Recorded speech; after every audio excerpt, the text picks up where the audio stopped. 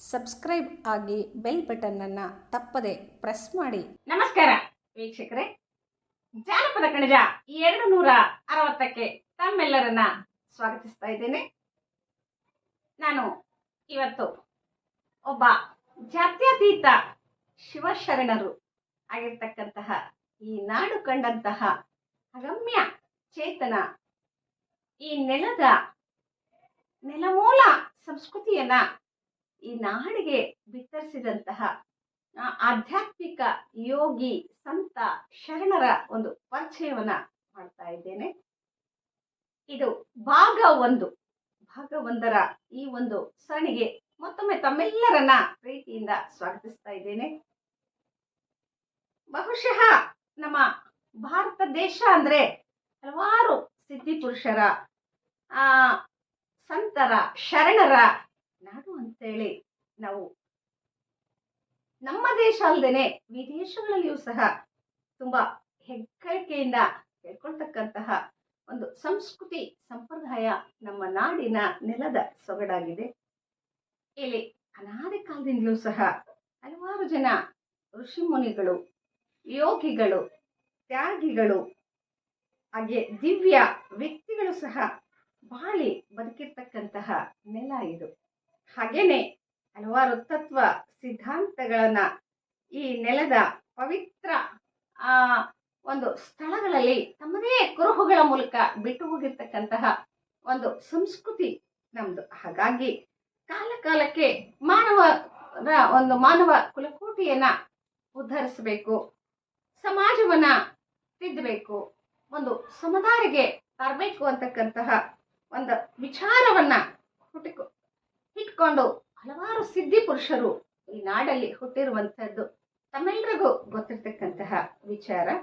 ಇಂತಹ ಪುಣ್ಯ ಪುರುಷರಲ್ಲಿ ಮಹಾನ್ ಮಾನವತಾವಾದಿಗಳು ಆಗಿರ್ತಕ್ಕಂತಹ, ತ್ರಿಕಾಲ ಜ್ಞಾನಿಗಳಾಗಿರ್ತಕ್ಕಂತಹ 19ನೇ ಶತಮಾನದಲ್ಲಿ ಕರ್ನಾಟಕದಲ್ಲಿ ಪ್ರಸಿದ್ಧರಾಗಿ ಹೋಗಿರ್ತಕ್ಕಂತಹ ಶಿಶುನಾಳ ಶರೀಫ ಸಾಹೇಬರು ಅವರನ್ನ ನಾನು ಜಾತ್ಯತೀತ ಶಿವಶರಣ ಅಂತ ಹೇಳಿ ಹೆಮ್ಮೆಯಿಂದ ಕರೀತಾ ಇದ್ದೇನೆ. ಇವತ್ತು ಅವರು ಉತ್ತರ ಕರ್ನಾಟಕದ ಈಗಿನ ಹಾವೇರಿ ಜಿಲ್ಲೆಯ ಶಿಗ್ಗಾವಿ ಒಂದು ತಾಲೂಕಿನಲ್ಲಿ ಶಿಶುನಾಳ ಗ್ರಾಮದ ಒಂದು ದೇವಕಾರ ಮನೆತನದಲ್ಲಿ ಇಮಾಮ್ ಹಜರತ್ ಸಾಹೇಬ್ ಮತ್ತು ಉಜುಮಳ ದಂಪತಿಗಳ ಉದರದಲ್ಲಿ ಕ್ರಿಸ್ತಶಕ 1819ರಲ್ಲಿ ಜನಿಸ್ತಾರೆ.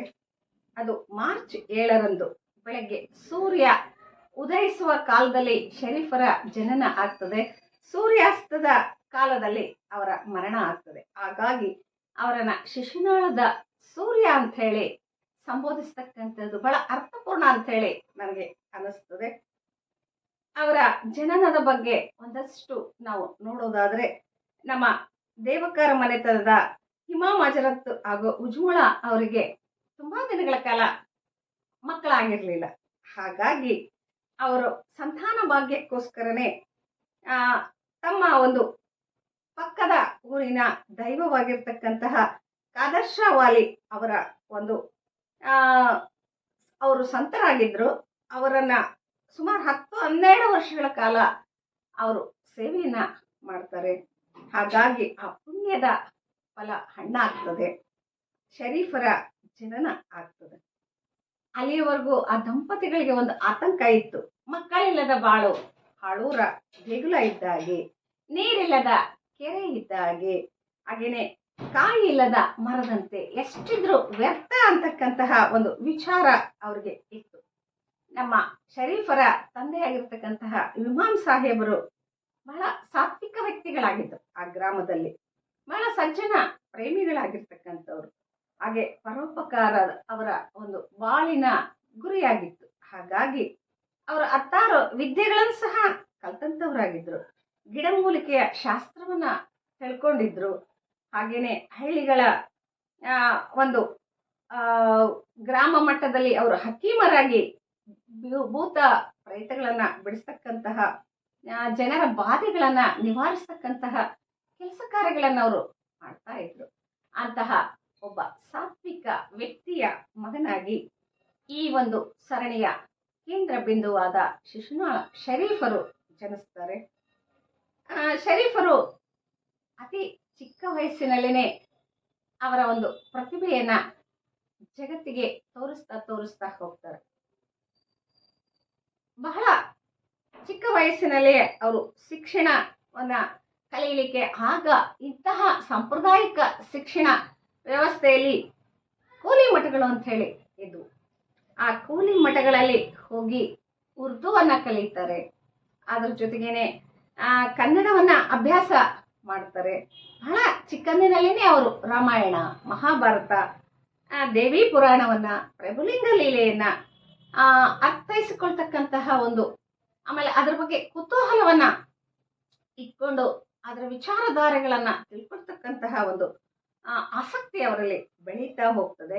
ಅದ್ರ ಜೊತೆಗೆ ಗ್ರಾಮಗಳಲ್ಲಿ ನಡೀತಕ್ಕಂತಹ ಮೋಜು ಮಜಲುಗಳಲ್ಲಿ ವೇಷಗಾರರ ವೇಷವನ್ನ ತೊಟ್ಕೊಳ್ತಕ್ಕಂತಹದ್ದು, ಬಯಲಾಟಗಳಲ್ಲಿ ಪಾತ್ರಗಳನ್ನ ಮಾಡ್ತಕ್ಕಂತಹದ್ದು, ಬಣ್ಣವನ್ನ ಹಚ್ಚತಕ್ಕಂತಹದ್ದು, ಇವೆಲ್ಲವೂ ಸಹ ಎಲ್ಲ ಒಂದ್ ಕಡೆಗೆ ಆ ಮಗುವಿನ ಒಳ ತುಡಿತಗಳು ಏನಿದ್ವೋ ಅವೆಲ್ಲವೂ ಸಹ ಈ ರೀತಿಯಾಗಿ ಹೊರಗೆ ಬರ್ಲಿಕ್ಕೆ ಆ ಒಂದು ಗ್ರಾಮ ಸಮುದಾಯದ ಆಗಿನ ಒಂದು ಜನಪದರ ಬದುಕು ಕಾರಣ ಆಯ್ತು ಅಂತ ಹೇಳೋದಕ್ಕೆ ಹೆಮ್ಮೆ ಅನಿಸ್ತದೆ.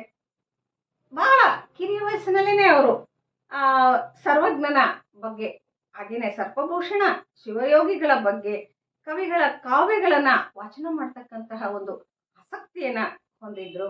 ಹಾಗೆ ಇನ್ನು ಮೊಹರಂ ಸಂದರ್ಭದಲ್ಲೇ ಅಂತೂ ರಿವಾಯಿತಿಗಳನ್ನ ರಚಿಸ್ತಕ್ಕಂತಹದ್ದು, ಹೆಜ್ಜೆ ಮೇಳಗಳಲ್ಲಿ ಹೆಜ್ಜೆಗಳನ್ನ ಹಾಕ್ತಕ್ಕಂತಹದ್ದು, ಕುಣಿತಕ್ಕಂಥದ್ದು, ಇವೆಲ್ಲವೂ ಅವ್ರಿಗೆ ಬಹಳ ಆಸಕ್ತಿಯ ವಿಷಯಗಳಾಗಿದ್ವು.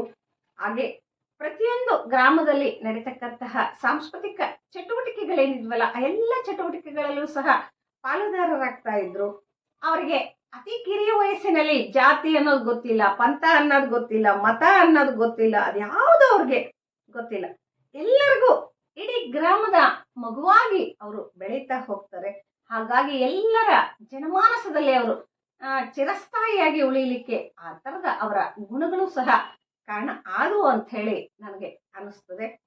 ಹಾಗೆ ಆ ಪುಟ್ಟ ಮಗು ಶರೀಫರಿಗೆ ಕನಸುಗಳು ಬೀಳ್ತಾ ಇದ್ವು. ಪ್ರತಿ ದಿವಸ ಕನಸು ಬೀಳ್ತಾ ಇತ್ತು. ಕನಸಿನಲ್ಲಿ ಒಬ್ಬ ಯತಿಗಳು ಬರ್ತಾ ಇದ್ರು. ಬಂದಂತವ್ರು ಶರೀಫ ಬೇಗ ಬಾರಪ್ಪ, ಬಾ ಬಾ ಅಂತೇಳಿ ಕರೀತಾ ಇದ್ರು.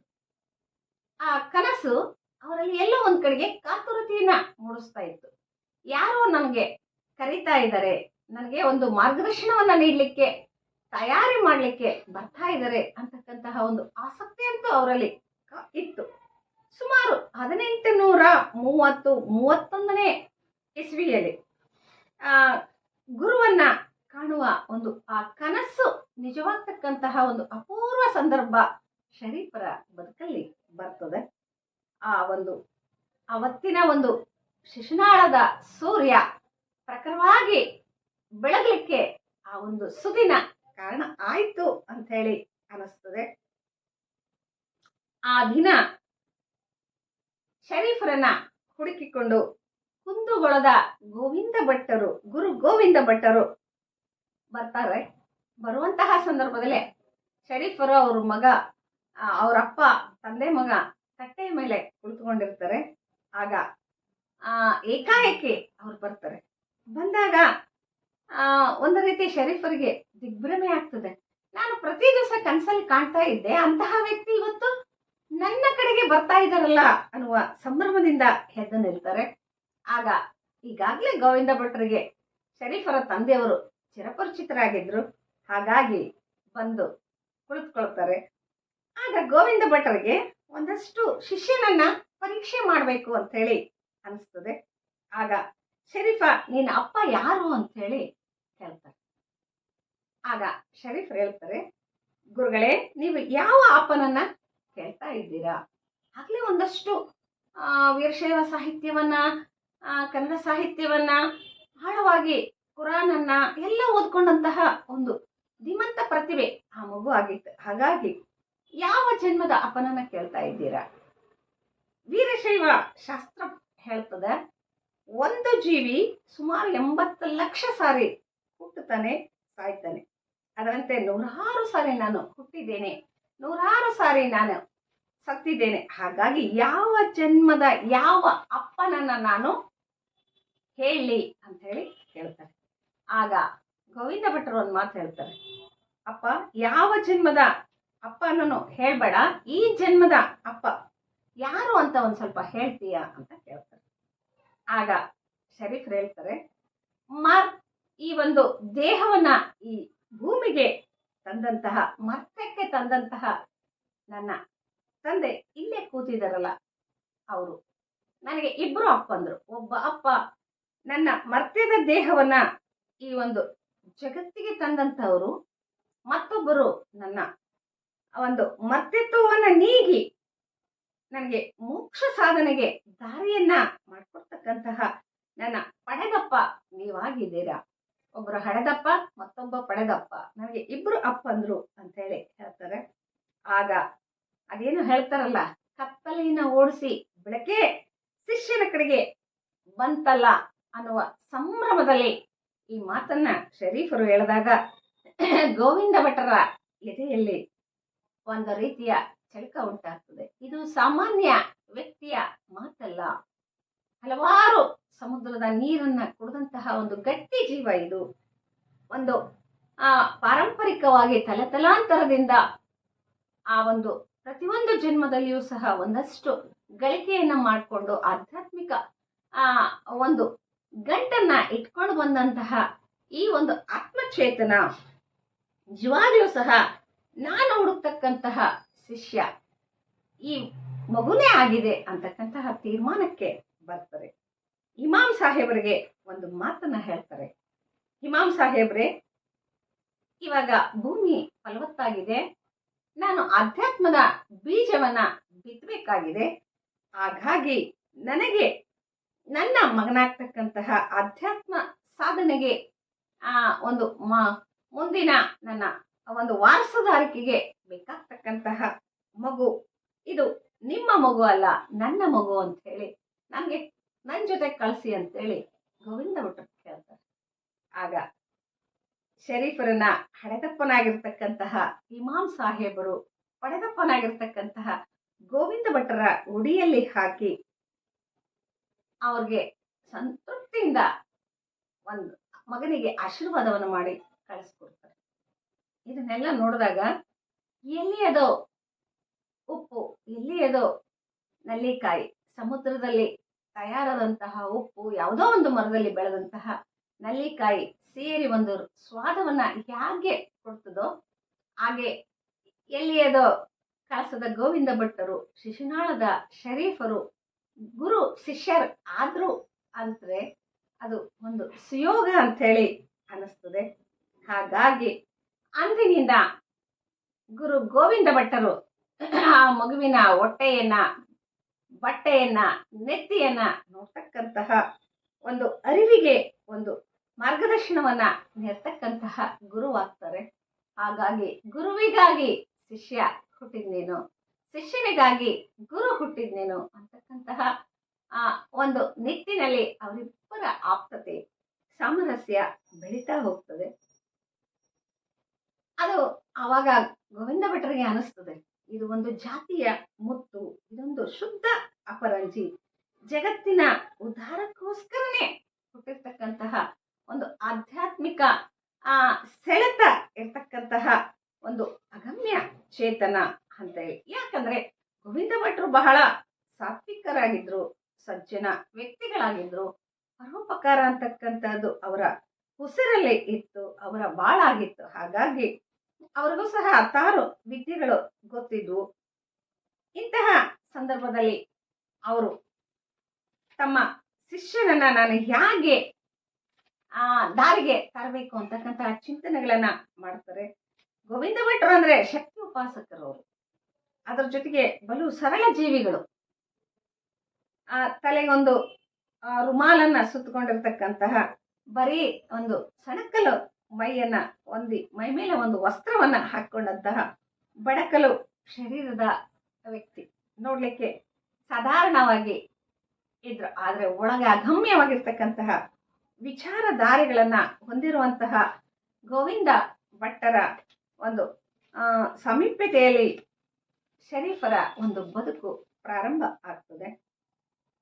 ಅದು ಬಹುಶಃ ಆ ಕಾಲಘಟ್ಟ ಅಂತ ಹೇಳಿದ್ರೆ ಒಂದು ಮಡಿವಂತಿಕೆಗೆ ಹೆಸರಾದಂತಹ ಒಂದು ಬ್ರಾಹ್ಮಣ ಕುಟುಂಬದಲ್ಲಿ ಒಬ್ಬ ಮುಸಲ್ಮಾನ ಹುಡುಗ, ಅದು 10 ಶಿಷ್ಯಂದರ ಮಧ್ಯದಲ್ಲಿ ಒಂದು ಅಕ್ಷರಾಭ್ಯಾಸವನ್ನ ಕಲಿತಕ್ಕಂಥದ್ದು, ಆಧ್ಯಾತ್ಮಿಕ ಮಾರ್ಗದರ್ಶನವನ್ನ ಮಾಡಿಸ್ಕೊಳ್ತಕ್ಕಂಥದ್ದಾಗ್ಬೋದು.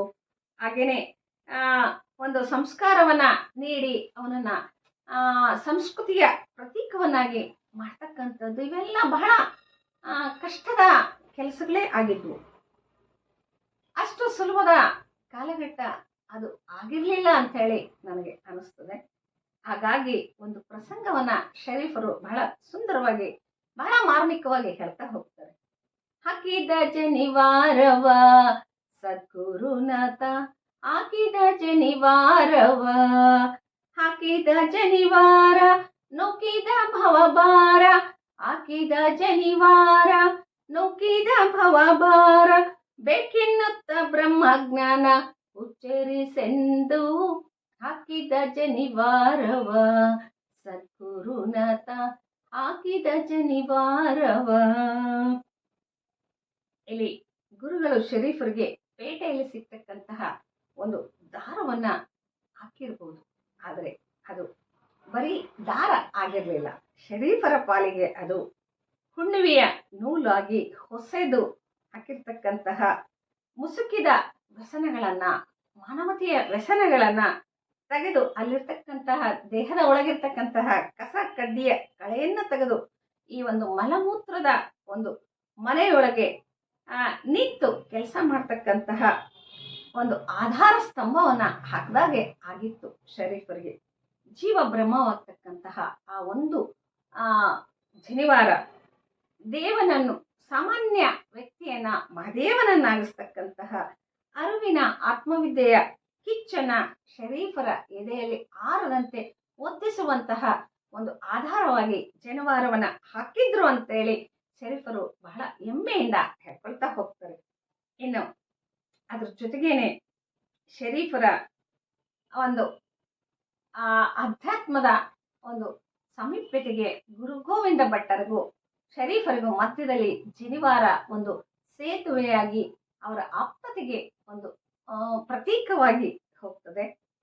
ಒಂದು ಸಾರಿ ಜನಿವಾರ ಹಾಕಿದ್ದನ್ನ ಯಾರೋ ಒಬ್ರು ಕುಹಕಿಗಳು, ಏನೋ ನಿನ್ಗೆ ಗುರುಗಳು ಜನಿವಾರ ಹಾಕಿದ್ರೇನೋ ಶರೀಫ ಅಂತ ಕೇಳಿದಾಗ, ನಂಗೆ ನನ್ನ ಗುರುಗಳು ಈ ದಾರ ಹಾಕಿಲ್ಲ, ಭಗವಂತನ ಒಂದು ಆಧಾರವನ್ನ ಹಾಕಿದ್ದಾರೆ, ಹಾಗಾಗಿ ಅದು ಬರೀ ದಾರವಲ್ಲ, ಅದು ನನಗೂ ಮತ್ತು ನನ್ನ ಗುರುಗಳಿಗೂ ಮಧ್ಯದಲ್ಲಿ ಭಗವಂತ ಆಧಾರವಾಗಿ ಇರ್ತಕ್ಕಂತಹ ದಾರ ಅಂತ ಹೇಳಿ ಹೇಳ್ತಾರೆ. ಅಂದ್ರೆ ಶರೀಫರ ಹೃದಯದಲ್ಲಿ ಗುರುವಿನ ಸ್ಥಾನ, ಆಧ್ಯಾತ್ಮಿಕದ ಒಂದು ಆಕರ್ಷಣೆ ಯಾಗಿತ್ತು ಅನ್ನುವಂಥದ್ದನ್ನ ಅವರ ಹೃದಯಾಳದ ಕನ್ನಡಿಯಾಗಿ ಇಂತಹ ಮಾತುಗಳನ್ನ ನಾವು ಗಮನಿಸಬೇಕಾಗ್ತದೆ.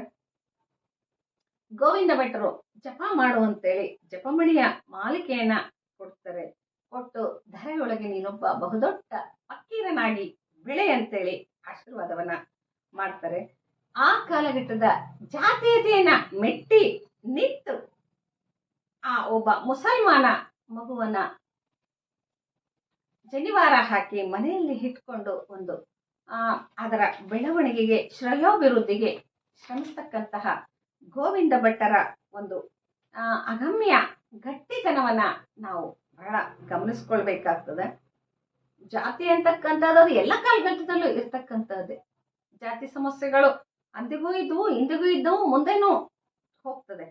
ಆದ್ರೆ ಅದೆಲ್ಲವನ್ನ ಬದಿಗಿಟ್ಟು, ಮಡಿ ಮೈಲಿಗೆಯ ಪ್ರಸಂಗಗಳನ್ನ ಬದಿಗಿಟ್ಟು ಇಲ್ಲಿ ಗೋವಿಂದ ಭಟ್ಟರು ಒಂದು ಧರ್ಮ ಸಾಮರಸ್ಯಕ್ಕೆ, ಪರಧರ್ಮ ಸಹಿಷ್ಣುತೆಗೆ, ಒಂದು ಜಾತ್ಯತೀತ ನಿಲುವಿಗೆ ಒಂದು ನಾಂದಿಯನ್ನ ಹಾಡ್ತಾರೆ. ಆ ಹೆಪ್ಪುಗಟ್ಟಿದ ಸಮಾಜದ ಆ ಜಾತಿವಾದವನ್ನ ಬಡಿದೆಬ್ಬಿಸಿ ಅದರ ಆಚೆಗೂ ಸಹ ಮಾನವತ್ವ ಇದೆ, ನೆಲ ಒಂದೇ, ಜಲ ಒಂದೇ, ಕುಲ ಒಂದೇ, ಮಾನವ ಜನ ಒಂದೇ, ಎಲ್ಲರಲ್ಲೂ ಹರಿಯುವ ರಕ್ತ ಒಂದೇ ಅಂತಕ್ಕಂತಹ ಈ ಗೋವಿಂದ ಭಟ್ಟರ ಒಂದು ನಿಲುವೇನಿತ್ತಲ್ಲ, ಅದು ಈ ನಾಡಿನ ಜೀವಂತ ನಿದರ್ಶನವಾಗಿ ಅರುಹಿನ ನಂದಾದೀಪವಾಗಿ ಇವತ್ತು ನಮಗೆ ಕಾಣ್ತಾ ಹೋಗ್ತದೆ.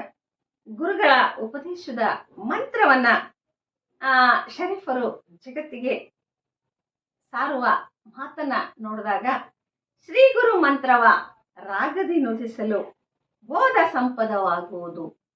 ಇಲ್ಲಿ ಶರೀಫರು ಹೇಳ್ತಾರೆ, ಗುರುವಿನ ಉಪದೇಶ ಪಡೆದಂತಹ ಈ ಒಂದು ಮಂತ್ರಗಳು ಏನಿದಾವಲ್ಲ, ಆ ಮಂತ್ರಗಳ ಜಪಿಸೋದ್ರಿಂದ ನಾನು ಪುಟಕ್ಕಿಟ್ಟ ಚಿನ್ನದಂತಾಗಿದ್ದೇನೆ, ಜ್ಞಾನದ ಬಲದಿಂದ ಅಜ್ಞಾನದ ಕೇಡ ನೋಡ ಅನ್ನುವ ಹಾಗೆ ನನ್ನ ಒಂದು ಆ ಗುರುಗಳ ಜ್ಞಾನದ ಬಲದಿಂದ ಸಮಾಜದಲ್ಲಿ ಆಗ್ತಕ್ಕಂತಹ ಅಜ್ಞಾನದ ಒಂದು ಕತ್ತಲೆಯನ್ನ ಕಳೆಯಬೇಕು ಅಂತಕ್ಕಂತಹ ಒಂದು ಕಂಕಣಬದ್ಧವಾಗಿರ್ತಕ್ಕಂತಹ ಚಿರಮೂರ್ತಿಯಾದ ಒಂದು ವ್ಯಕ್ತಿತ್ವವನ್ನ ಹೊಂದಿರತಕ್ಕಂತಹ ಶರೀಫರ ಬದುಕು ಹೀಗೆ ಮುಂದೆ ಸಾಗ್ತಾ ಹೋಗ್ತದೆ. ಇನ್ನು ಶರೀಫರ ವಿಚಾರಧಾರೆಗಳನ್ನ ಮುಂದಿನ ಭಾಗ 2ರ ಸರಣಿಯಲ್ಲಿ ಮತ್ತೊಮ್ಮೆ ನಾನು ತಮ್ಮೊಟ್ಟಿಗೆ ಹಂಚಿಕೊಳ್ಳಿಕ್ಕೆ ಬಯಸ್ತೇನೆ. ಅಲ್ಲಿಯವರೆಗೂ ತಮ್ಮೆಲ್ಲರಿಗೂ ಧನ್ಯವಾದಗಳನ್ನ ಹೇಳ್ತಾ ಇದ್ದೇನೆ.